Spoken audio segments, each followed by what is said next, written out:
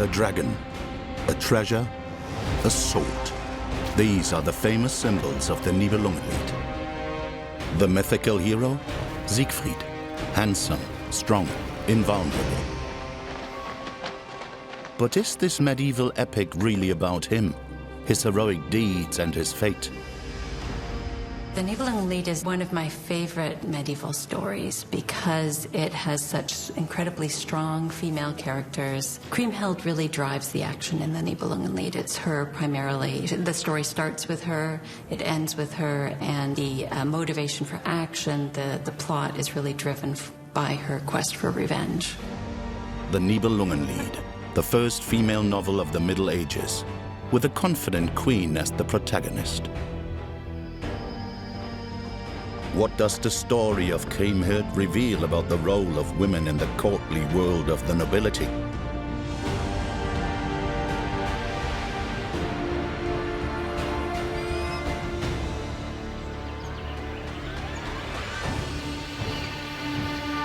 The climax of the first chapter in the Nibelungenlied is a horrific dream.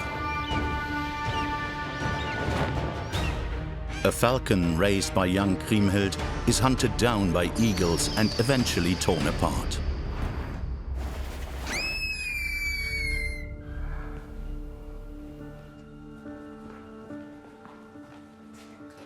Kriemhild, look at me.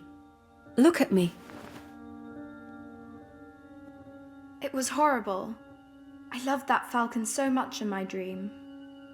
The falcon. That is the man you will marry one day. Protect him well. I will never marry. Never. At the beginning of the story, Kriemhild is an adolescent girl who has decided she never wants to fall in love because she's had a prophetic dream that she will fall in love and lose the man she is in love with. She is a prophetic noblewoman. She has dreams that predict her future. She is called the She-Devil on account of her quest for revenge. And at the beginning it says the heroes die because of the dispute of two noble women. So reads the manuscript C from the 13th century, the oldest preserved Nibelungenlied manuscript. The text starts with, "To us in olden stories are many wonders told, of heroes rich in glory, of trials manifold." In a version from the 16th century, however, it's not the male heroes who are the focus of the story, but a woman. In that manuscript, the story has the heading, Dieses Kriemhilds Buch. And the story very much is a story of her. It starts with her, it ends with her, and the plot is driven by her desire to get revenge for her husband's death. It is only at first glance that this epic is about the world of powerful men. Siegfried and the rulers at the court of Worms.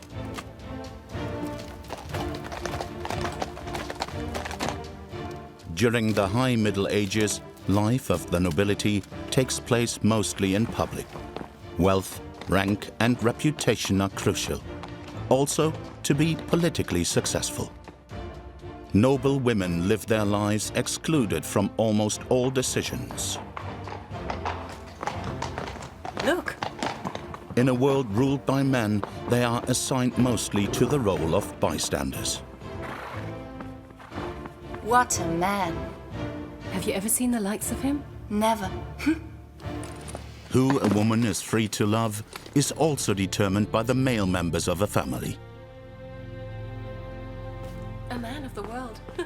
These deeply entrenched gender roles of the Middle Ages are woven into the Nibelungenlied. Isn't he handsome? Who is he? I don't know.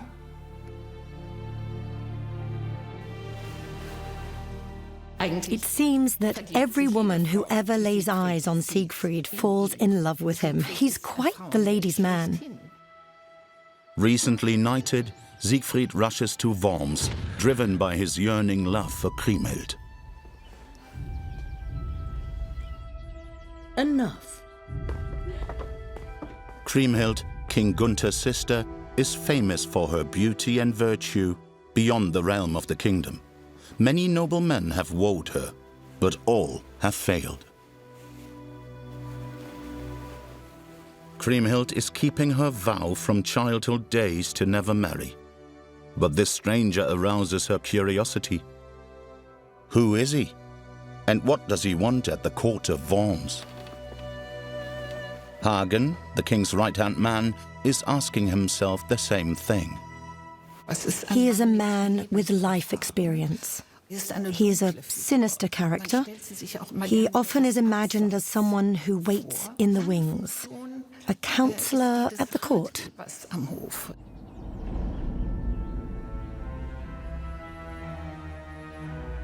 It is Siegfried, the dragon slayer. Dragon. He is said to be invulnerable and immensely strong. What does he want? And Siegfried is also a strongly stylized court character, and that is unusual. Probably because you at first associate the character with his fight against the dragon and his invulnerability.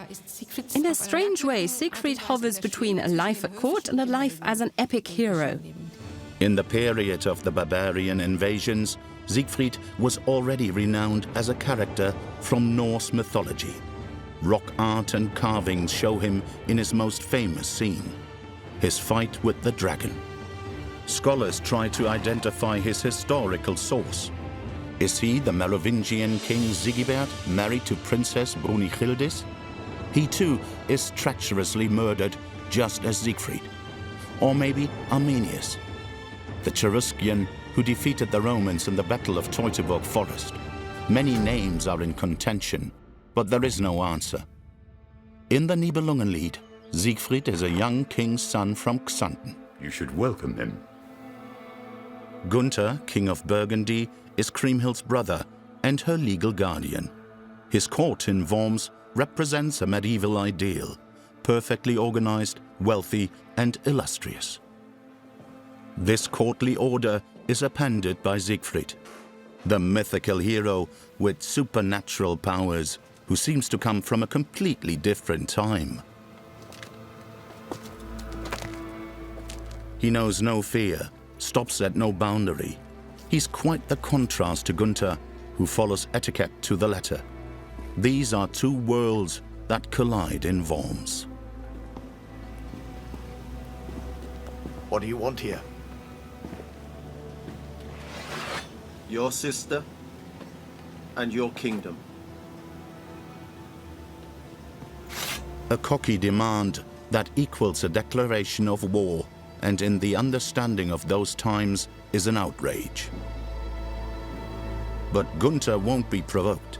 Instead, he tries to mediate. Let us drink.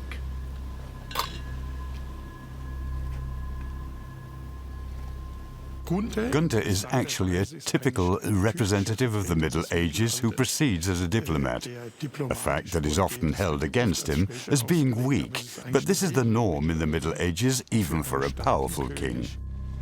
When Gunther welcomes Siegfried as his guest, the tense situation is de-escalated. The author of the epic chooses the location for the first meeting between the two noblemen deliberately. Around 1200, at the time the Nibelungen Lied is being written, Worms is a thriving metropolis and political center. In the 12th and 13th century, the Hohenstaufer emperors favored the city on the Rhine for convening Hoftage, their imperial assemblies at court. The Hohenstaufer emperors are powerful and rule over the Holy Roman Empire in the heart of Europe, a vast territory that reaches from the Baltic Sea to the Mediterranean, and from the Channel coast to the Alps. Beyond that, they also reign over the northern part of Italy and the Kingdom of Burgundy in today's France. In 1152, the most famous of all Hohenstaufer ascends to the throne, Frederick I, also known as Barbarossa. He ruled his gigantic realm for almost 40 years and consolidated the power of the Hohenstaufer. Barbarossa transforms Worms into a political and social center. The court is administrative seat red carpet and venue for lavish feasts. And there is also Beatrix of Burgundy, Barbarossa's second wife, who adds greatly to the glamour of the Hohenstaufer court. It is said that the emperor loves his young wife dearly. Not only does Beatrix give her husband 11 children, she also opens the Hohenstaufer court to new influences. They mostly come from France and bring courtly manners, the ideals of chivalry, fashion and language, all things that changed the zeitgeist in medieval Germany. The Nibelungenlied was authored around 1200, in a period of a cultural golden age. That is the situation at the court, and also a setting that fits well into the Nibelungenlied. On the other hand, the period around 1200 is, particularly in Germany, characterized by immense uncertainty.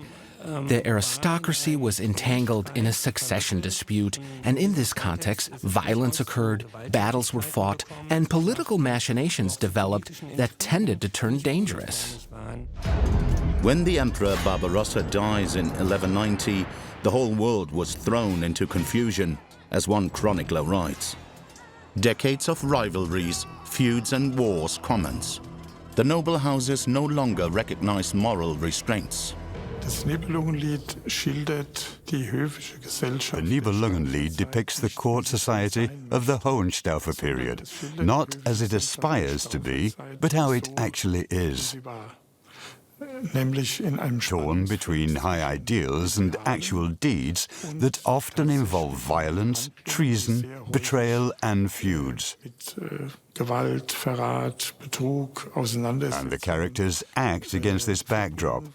To that extent, I think the Nibelungenlied is less a residue of bygone heathen days, as some claim, but the way I read it, more a harbinger of modernity.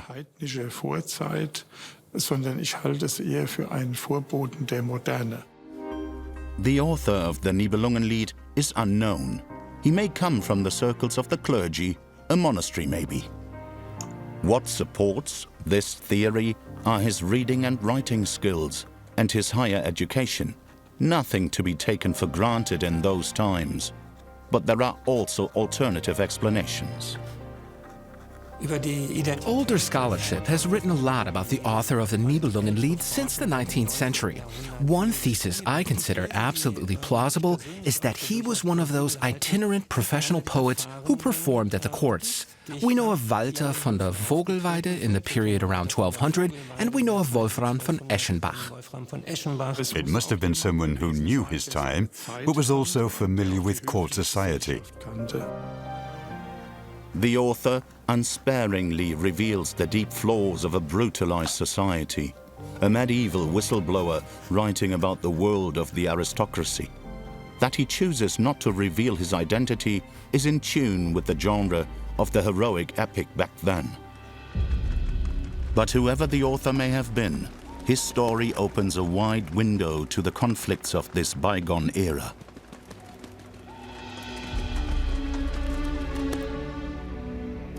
Siegfried has been a guest of the royal court in Worms more than a year already. In the meantime, he has befriended Gunther and pledged allegiance to him. Both men, however, always keep their own interests in mind. With your help, I'll succeed.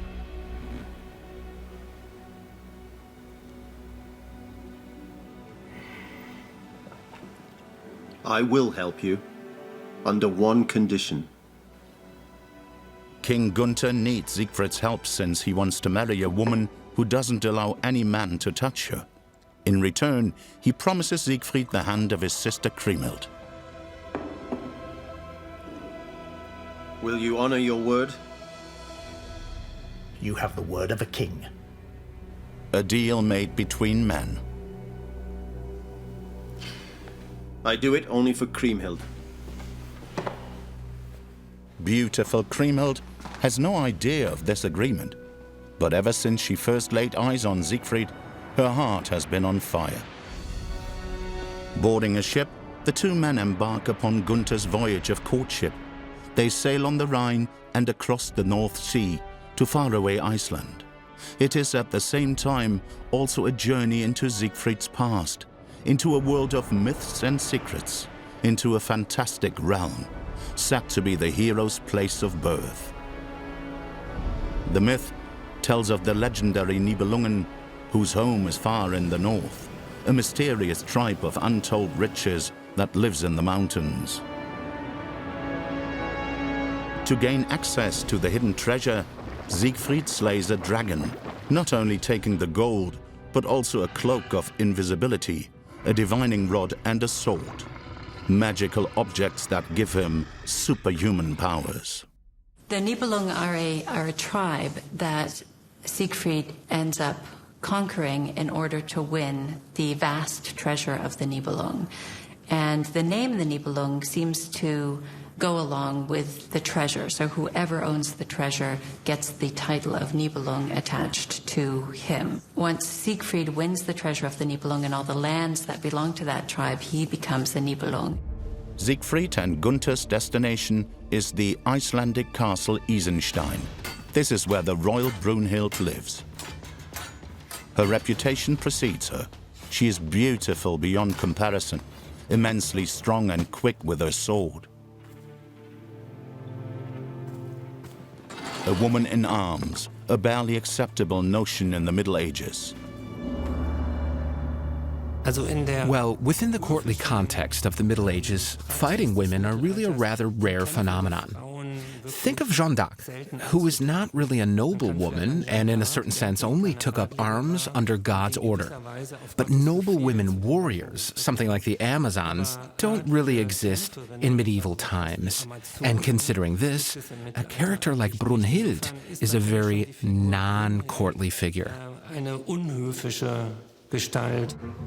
The Nibelungenlied reports of the ruse that was to be used to coerce the proud queen into a wedding with the King of Burgundy. Strangers have landed on the shore, my lady. They're on their way to us.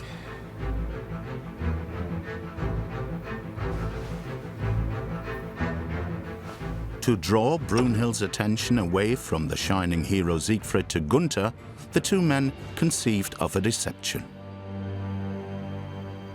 When they arrive at Isenstein and they disembark from the ship, Siegfried holds the stirrup of Gunther's horse so that Gunther can more easily mount the horse.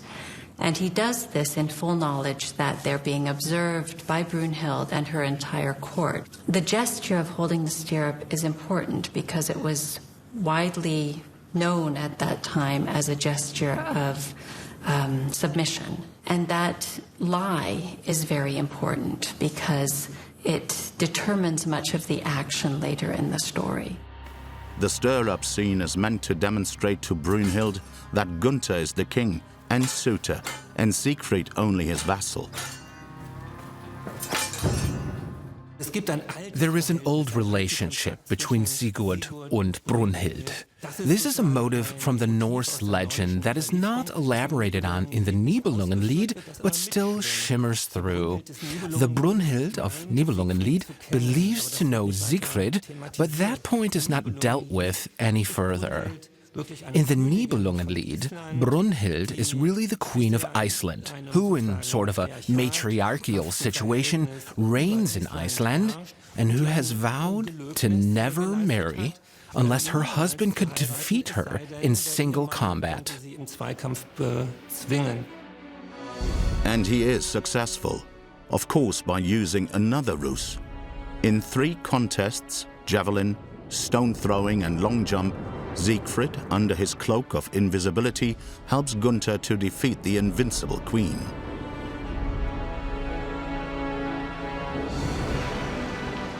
Grudgingly, Brunhild travels with them to Burgundy, a fictitious realm that does, however, have a historical source. The Burgundians were a clan that lived in the 5th century in the province of Germania Secunda, and the king of that clan in the 5th century was named Gundahara, so modern-day Gunther. In the years around 430, this king Gundahar of the Burgundians recognized the weakness of the Roman Empire in Gaul, where throne disputes in Rome caused a civil war, and with his Burgundians wanted to cross the river and invade Gaul to occupy this position of power.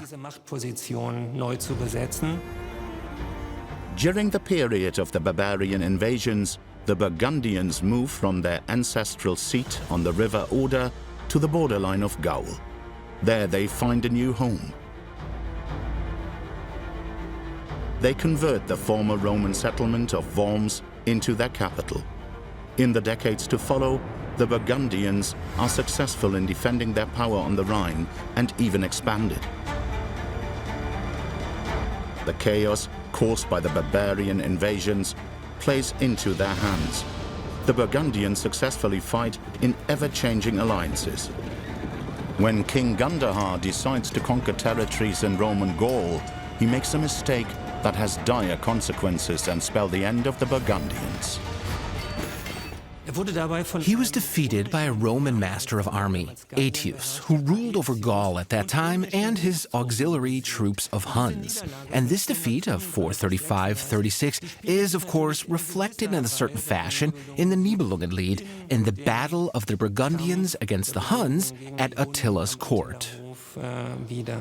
If the author had his eye on a story about a downfall, for literary reasons or as a social commentary, it was a good idea to use the Burgundians. The Burgundians were already out of the picture, and so he could tell a story about how not to do it.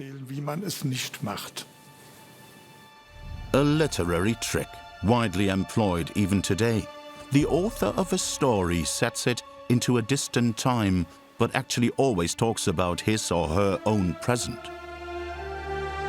After a successful courtship, Gunther makes good on his promise. Siegfried is permitted to wed Kriemhild. A happy marriage. But this glamorous facade of the courtly world only hides a fathomless pit of dark secrets.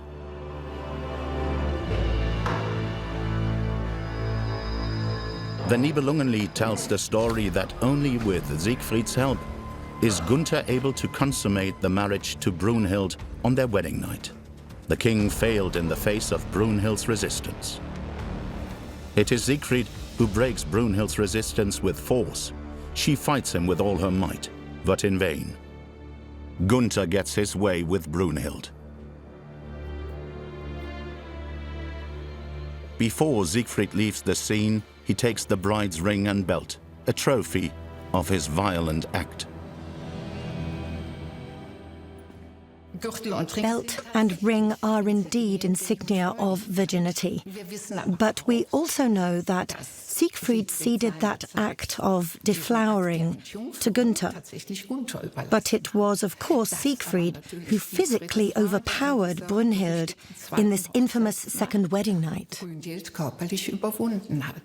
If you treated it like a legal case, you would say, yes, she agreed to the marriage, and that means she has to be prepared to consummate the marriage as well. But is sexual violence legal? Information on the legal status of women in the Middle Ages can be obtained from one of the most important medieval sources, which is Captain Wolfenbüttel. It is an edition of the Sachsenspiegel. For the first time, this oldest German legal text commits customary laws of the 13th century to paper. In those days, every woman had a male legal guardian, typically first the father, then the husband, occasionally also a brother. Women are to a high degree legally and most of the time also economically dependent on these men. The Sachsenspiegel is a document of German law, in particular of the common and feudal law of the 13th century, which defines the status of women as subordinate. The guardianship of the father, and later the husband, is defined here. In a certain way, the Sachsenspiegel also considers women to be particularly in need of protection, because irrespective of your social rank in life, and not only noblemen, rape is punishable by death. The Nibelungenlied is testimony of the fragile relationship between men and women. Nowhere else is this translated into such a battle of the sexes. For men, women are always to blame, and in principle, evil. And for women, men are responsible for all the misfortune in their lives. The Church, too, weighs into the gender question. Women are summarily disparate. After all, it was Eve's original sin that led to the expulsion from paradise. So it's no wonder that most members of the clergy held the firm conviction all evil springs from women. There is also advice for making a Christian marriage work. The man is the head of a woman. Not the entire church believes that, but for many men, such statements are grist for their mills. Siegfried and Kriemhild, however, represent a different, completely new ideal of love in the High Middle Ages, courtly love. After the wedding, they live happily in Xanten, Siegfried's home. Certain? I'm certain. The idea of courtly love is born in the 12th century. It springs from French poetry and also finds its way to Germany. Noble women should be wooed and adored, with the exception of their own wife. Noble women are a man's happiness. That is new. In courtly love, women are the mistresses and men their servants, even though this remains just an ideal. This idea of courtly love does play into the relationship, or the way that the relationship of Siegfried and Kriemhild is portrayed. The most important thing is that both Siegfried and Kriemhild are beautiful, they're aristocratic, they are noble. That is a courtly love scenario that's being incorporated into the Nibelungenlied. Make your move.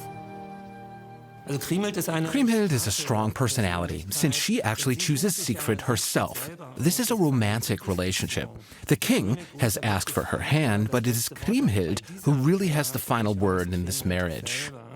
But this is a complete exception, because you have to understand noble weddings as an event where bride and groom typically never knew each other, and it was more of a political alliance that was forged, but never a marriage of love. Make your move. I am still thinking.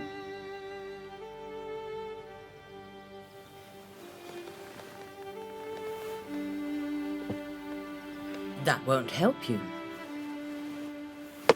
Checkmate.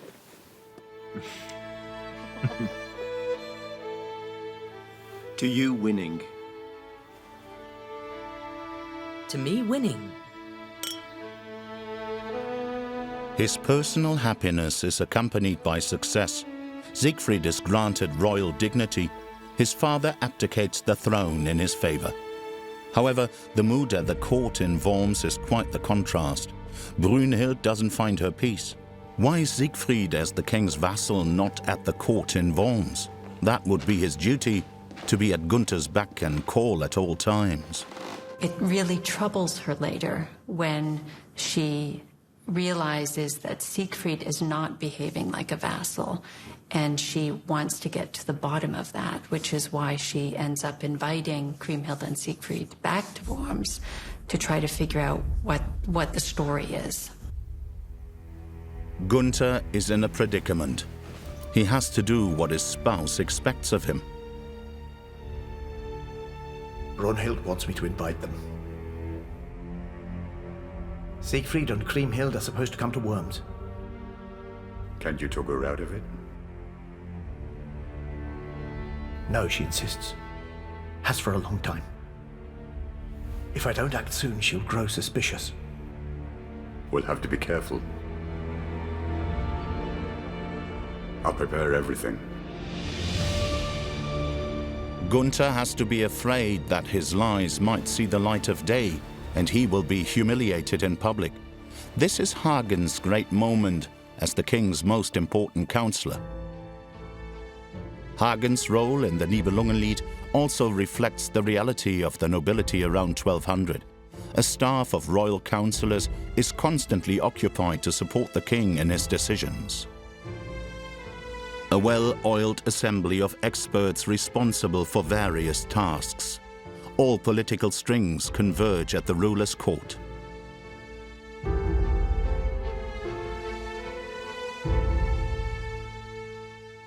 The court is the power center of a medieval ruler or monarch, and he cannot act without his court. And in particular, during the Hohenstaufer reign, you could observe that not only the royal court, but also the courts of the noblemen grew substantially in size and importance.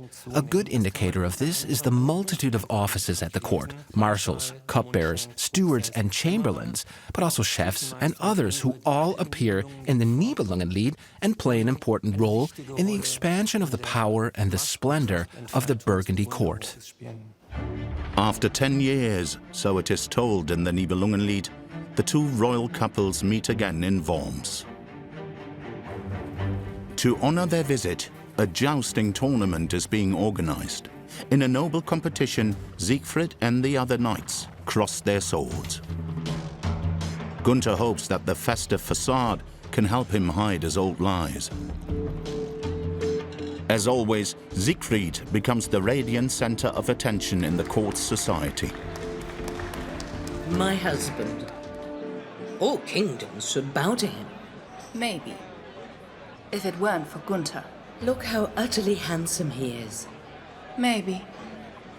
But Gunther outranks him. Pardon? My husband and Gunther are equals. Siegfried is Gunther's vassal. Vassal? Never. What gives you the idea? Siegfried is... Gunther's vassal.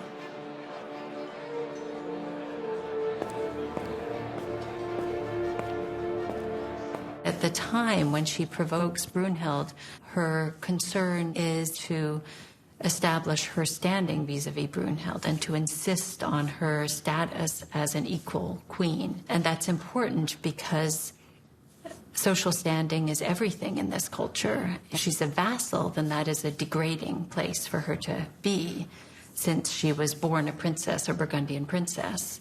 And so it's important, it's critical for her to insist on her social standing as a queen in her own right. The dispute between these royal women reveals a core idea of the Middle Ages. The social standing of a person is preordained by God and cannot be changed during their lifetime. As the royal couples are on their way to a church service, the tensions among the festive company in Worms has reached a boiling point. The stakes are high for both women. I ask you to halt. I am the wife of the king. A concubine cannot marry a king. How dare you? You're nothing but a secondary wife of my husband. Here. This is the proof. The belt and ring that Siegfried took from Brunhild. A humiliation and a diplomatic mega-disaster. Brunhild starts to cry. And she starts to cry in a very public setting. The entrance to the church is one of the central areas of the court. She's crying in front of all of Kriemhild's people, in front of all of her people, in front of all of Gunther's men. And this public weeping is a sign that something is seriously wrong, that there's been a breach in courtly protocol, that there has been an act of dishonor that needs to be righted. It's not just an expression that she has somehow been hurt or her pride has been wounded, but it is actually a political gesture that forces Gunther to act and to restore her honor. I always hoped that she at some point would give the entire Burgundy court a big scene and say, "Screw you all, I'm going back to Iceland." Honestly, that would have been easier for me to understand. But the author, I believe, has deliberately drawn people into these court ambivalences. He didn't want to liberate them. Royal scandals have always been popular with the crowds, even in the Middle Ages.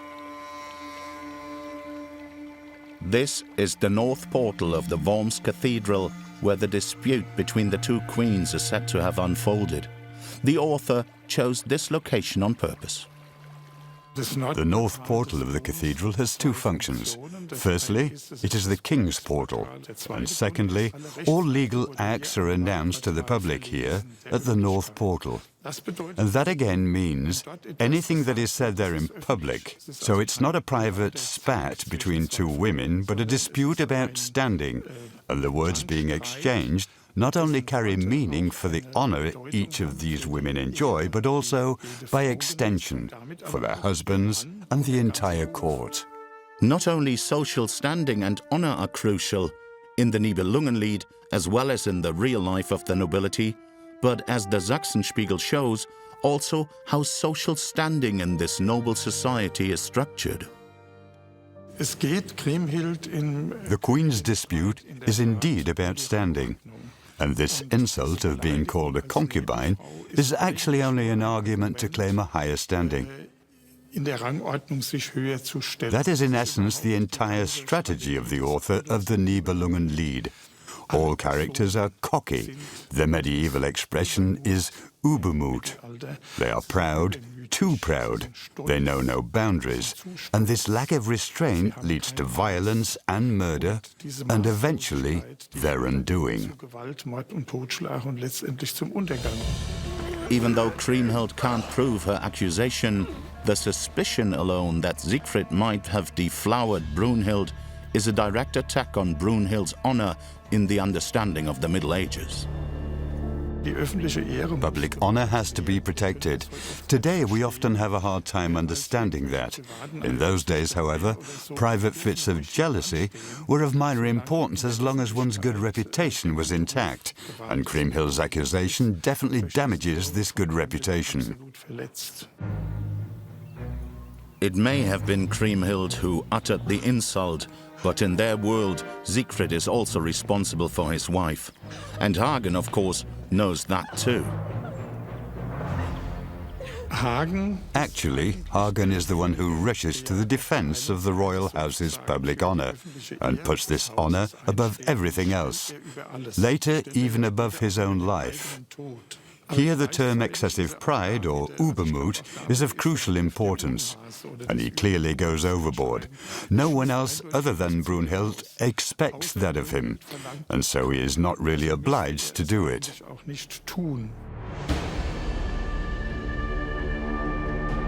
Hagen, however, plots revenge and persuades Gunther to join him in it. Under the pretext of a hunting trip, they lure Siegfried into the nearby Odenwald.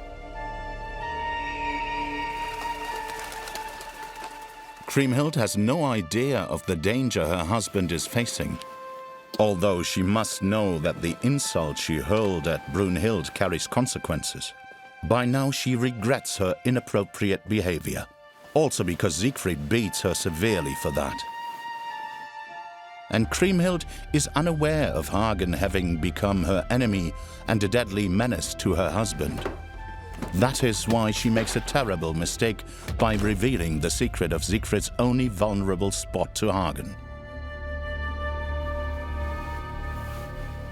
Hagen decides that Siegfried is a threat, and he comes up with a plot to murder him. Hagen goes to Kriemhild and says that he wants to protect Siegfried, and she tells him that there is one spot between his shoulder blades where a linden leaf fell while he was bathing in the dragon's blood, and in that one spot he is vulnerable. Kriemhild even marks the spot on Siegfried's cloak so that Hagen can easily see where her beloved husband is vulnerable. She realizes only too late that she has signed his death warrant with this act. As during the hunting trip, the unsuspecting Siegfried kneels down to drink some water from a brook, Hagen thrusts a spear into his back, right into the spot Kriemhild has marked. The greatest hero of his time is dead. The text decries Hagen's murderous deed as a grave betrayal. Here, the author voices his criticism of the nobility's behavior, who simply takes the law into his own hands. Siegfried's death in the Nibelungenlied is the turning point in the heroine's life. Kriemhild transforms from a victim into a perpetrator. The inconsolable widow has only one thought. She wants to hold those responsible for the death of her husband accountable at any price.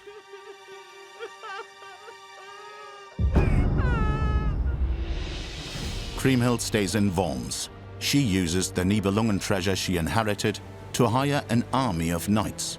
However, Hagen steals the treasure and sinks it into the Rhine. After 13 long years, a suitor arrives at the Burgundy court. It is Etzel, king of the Huns, wooing Kriemhild and asking for a hand in marriage. At first she hesitates, but then eventually agrees. Her motive is not love, but revenge she seeks.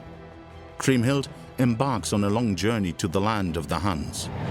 Thus starts the second part of the Nibelungenlied. The detailed description of the journey along the Danube gave rise to a lot of speculations about the identity of the author. Apparently, he is very familiar with the individual regions they travel through. On her way to the land of the Huns, Kriemhild stops over in Passau, where she is welcomed by her uncle, the bishop. Only a minor detail in the text, but it may carry some significance. At the beginning of the 13th century, the Bishop of Passau is Bishop Wolfgang. He is known as a great patron of the arts and friend of poets. Maybe the unknown author of the Nibelungenlied could be found in his circle of friends.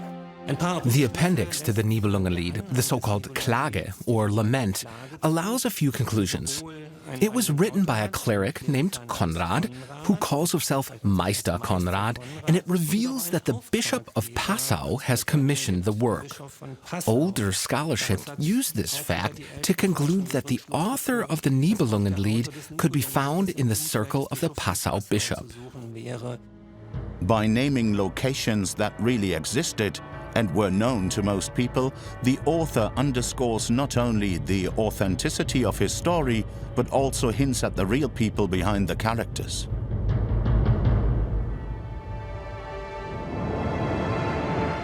From Passau, they travel on to Vienna. There, the splendid wedding of King Etzel takes place. After the festivities, they set off again, this time bound for the royal residence in Esztergom, Hungary. In medieval times, Esztergom is an impressive castle. The adjacent basilica, however, was built in the 19th century. Around 1200, the castle is the royal seat of the Hungarian dynasty. The Hungarians see themselves as the direct descendants of the Huns. That might be the reason the author chooses Esztergom as the residence of Etzel, the ruler of the Huns. In the Nibelungenlied, Etzel is Kriemhild's second husband and, if you will, her instrument for revenge. He, of course, is based on Attila the Hun.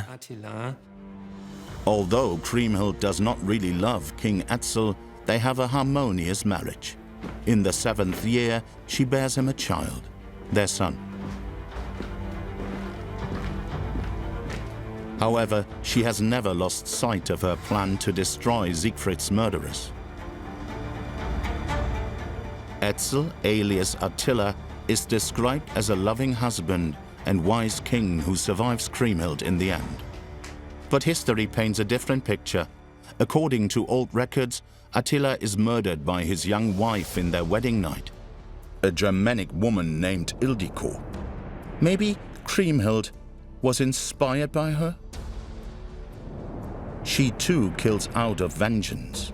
In her case, however, she took revenge for her brothers. In the Middle Ages, blood feuds are considered a legitimate remedy to resort to. The idea of revenge is only one of many legal concepts. Today, the Middle Ages are often considered as the Dark Ages. And it is said that they took blood revenge all the time. But blood revenge was only one form of retribution. If someone was taken from the clan, it required recompense. And that can take on various forms.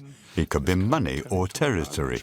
For this, we have the forgiveness rituals. One option was indeed to declare a feud and to take blood revenge.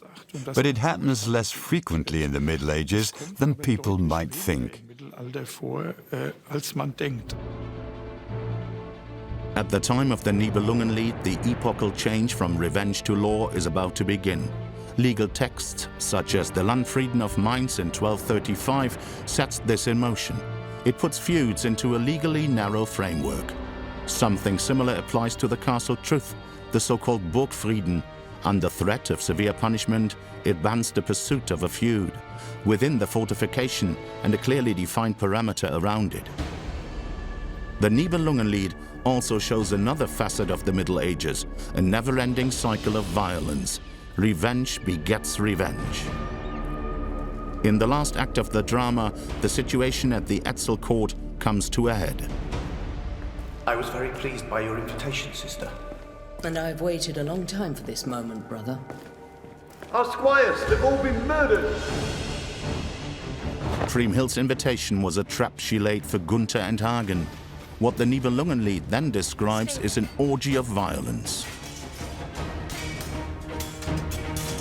When Hagen kills Kriemhild's son, the situation finally spirals out of control. You can all leave if you hand Hagen over to me. Never! Gunther pays his refusal to surrender Hagen with his life. This unconditional loyalty of the Burgundian, even to one of his attendant followers, is the origin of the legendary Nibelungen loyalty. I'll do that.